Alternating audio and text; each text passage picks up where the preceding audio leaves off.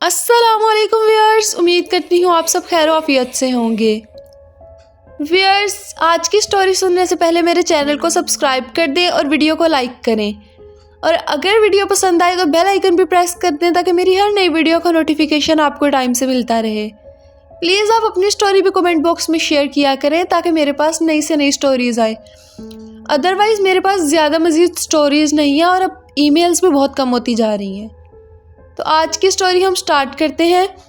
ये जिनकी स्टोरी है ये बताती है कि अपने हस्बैंड के साथ बहरीन में रहा करती थी और बहरीन में जिस बिल्डिंग में ये रहा करती थी वो ज़्यादा बड़ी नहीं थी, ये उसके 3rd फ्लोर में रहा करती थी।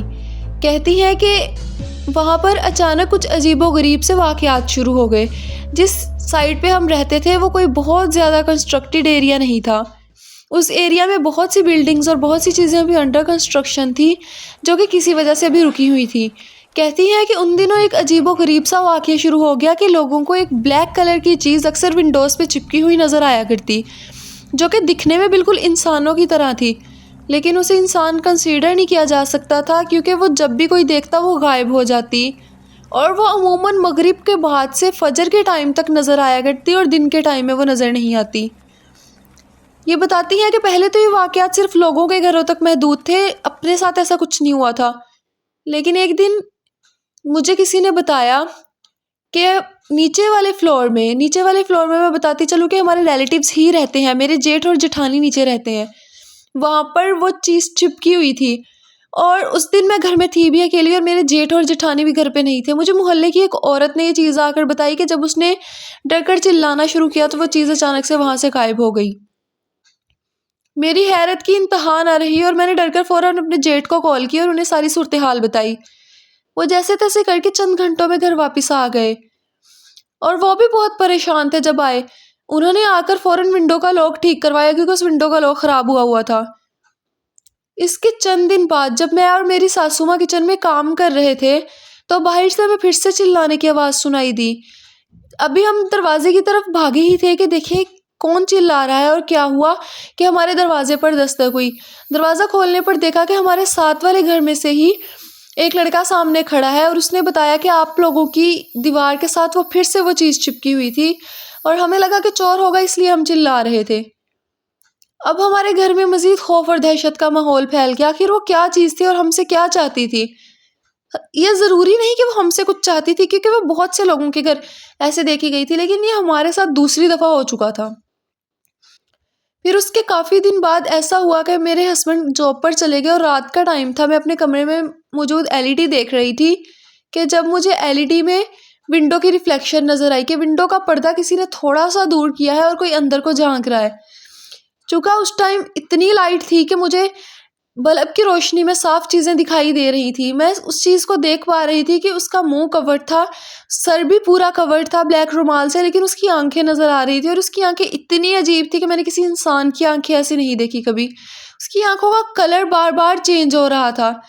मेरी डर के मारे जान निकली जा रही थी, लेकिन मैं दिल में सोच के बैठी थी कि मैंने रिएक्ट नहीं करना। मैंने इस चीज़ को प्रॉपर ऑब्जर्व करना है और मैंने देखना है कि आखिर ये चाहती क्या है। बस वो थोड़ी देर बाद साइड पे पर्दा करता और रूम के अंदर दीवार की एक साइड पे देखता। बस जब लोगों ने बाहर से चिल्लाना शुरू किया तो वो चीज़ वहाँ से फिर से गायब हो गई और हमें फिर से इत्तला दी गई। मैंने अपनी सासू माँ को बताया कि मैं उस चीज़ को ऑब्ज़र्व कर रही थी और वो दीवार से अंदर कुछ देख रहा था। उस चीज़ को मैंने प्रॉपर छलांग लगाते हुए देखा। मेरा घर 3rd फ्लोर पे है, अगर कोई इंसान होता तो ज़िंदा ना बचता ऐसे छलांग लगा के कभी भी, क्योंकि ये काफ़ी ऊपर पड़ता है और जितना मर्जी तजुर्बेकार आ जाए यहाँ से ज़िंदा नहीं बच सकता ऐसे छलांग लगा के।